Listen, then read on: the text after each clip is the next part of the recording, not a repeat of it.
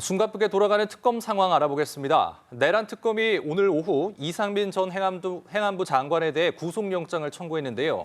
내란 중요 임무 종사 등 혐의를 적용했습니다. 네, 서울 고검에 나가 있는 취재 기자 연결해 보겠습니다. 김예린 기자. 네, 내란 특검은 오늘 오후 이상민 전 행안부 장관에 대한 구속영장을 청구했다고 밝혔습니다. 앞서 지난주 금요일 피의자 신분으로 소환해 19시간에 걸쳐 언론사 단전단수 지시 의혹과 관련한 조사를 이어갔는데요. 이 전 장관의 여러 구체적 행위와 법리적인 부분을 충분히 검토했다며 범죄의 중대성과 증거인멸 우려, 재범의 위험성을 고려한 결정이라고 설명했습니다. 이 전 장관이 계엄 방조를 넘어 적극 공모한 것으로 의심하고 있는 만큼 특검은 사실관계를 검토한 끝에 내란 중요임무 종사와 직권남용, 위증 혐의를 적용했습니다. 이 전 장관이 윤 전 대통령의 탄핵 심판에 나와 계엄 당시 대통령 집무실에서 단전단수 쪽지를 멀리서만 봤다고 거짓 증언을 한 혐의도 포함되는데요. 특검은 계엄 해제 당일 삼청동 대통령 안가에서 2차 계엄이나 수습 방안을 모의했다는 의혹도 함께 들여다보고 있습니다.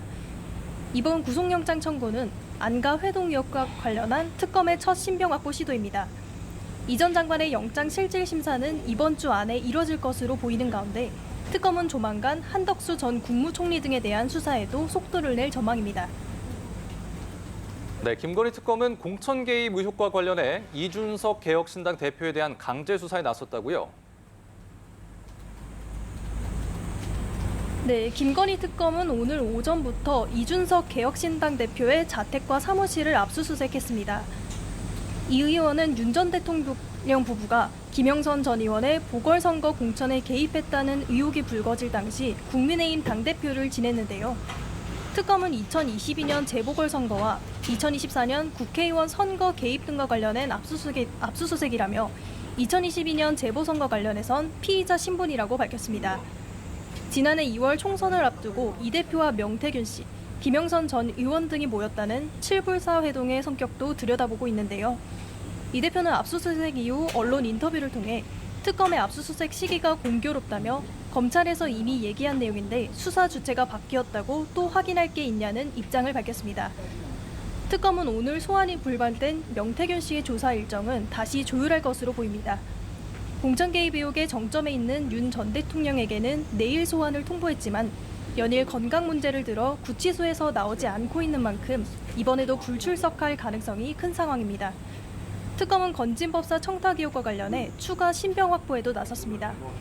알선수재 혐의를 받는 피의자 이모 씨에 대해 구속영장을 청구했다고 밝혔는데요. 의혹의 핵심 인물인 윤영호 전 통일교 세계본부장의 영장 실질 심사는 모레 오전 10시 30분에 열릴 예정입니다. 네, VIP 경로서를 수사하고 있는 해병특검은 내일 조태용 전 국정원장을 소환한다고요? 네, 순직해병특검은 내일 오전 조태용 전 국가안보실장을 직권남용 피의자 신분으로 소환한다고 밝혔습니다. 조 전 실장은 이른바 VIP 경로설이 불거진 대통령실 수석비서관 회의 참석자 중 한 명입니다. 특히 조 전 실장은 윤석열 정부에서 주미대사와 국가안보실장, 국정원장 등 최고위직을 역임한 인물이기도 한데요. 그동안 경로설을 부인해왔지만 다른 회의 참가자들은 연이어 경로가 있었다고 밝힌 만큼 특검 조사에선 다른 진술을 내놓을지 주목됩니다. 오늘 오전 9시 30분부터는 이 전 장관의 최측근 참모였던 박진희 전 군사보좌관을 참고인 신분으로 조사하고 있습니다. 초동 수사 결과 보고 자리에 함께 있던 인물로 특검은 박 전 보좌관이 이 전 장관과 김계환 전 해병대 사령관 등 핵심 관계자들과 주요 시점마다 연락을 주고받은 점에 주목하고 있습니다. 지난주 금요일 특검에 출석한 허태근 전 국방정책실장에 대한 추가 조사도 오늘 오후 2시부터 진행되고 있는데요. 허 전 실장은 조사에 앞서 이른바 국방부 괴문서로 불리는 내부 문건 배포를 이 전 장관이 지시했냐는 질문에 특검에서 답하겠다고만 밝혔습니다. 지금까지 서울고등검찰청에서 전해드렸습니다.